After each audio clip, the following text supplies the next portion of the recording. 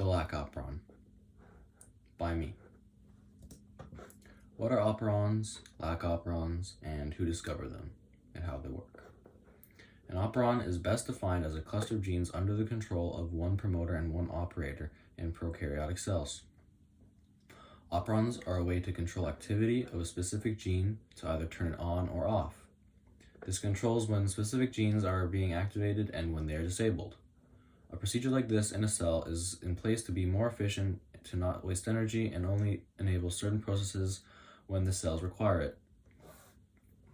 Lac operons are used to regulate the genes in E. coli bacteria to use lactose, a disaccharide, as an energy source when glucose levels within the cell are low. Lac operons and how they work were discovered by two scientists called Jacob and Monod. How do Lac operons work?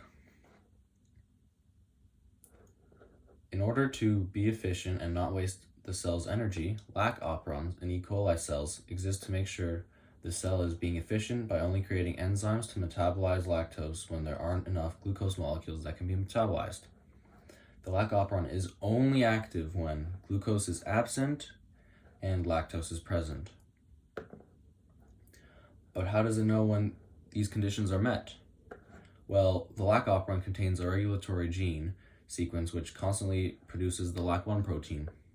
This protein has a specific shape that allows it to clamp onto the operator area on the Lac operon. LAC1 then blocks the coding region, thus preventing RNA polymerase from transcribing those genes. Even if there is a high concentration of lactose, if there are sufficient amounts of glucose, the Lac operon will remain inactive.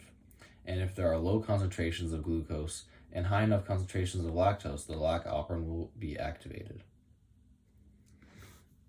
Cyclic AMP binds to CAP to make a complex which allows RNA polymerase to bind to the operon and transcribe the coding genes when glucose levels are low because there are high concentrations of CAMP.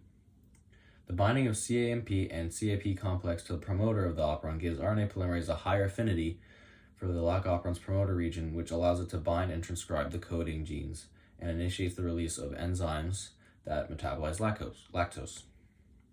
When glucose levels are high, CAMP concentrations are low, which means that even if there is lactose present, RNA polymerase won't be binding to and transcribing those coding genes.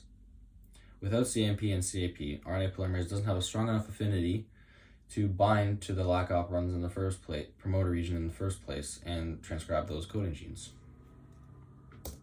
The end.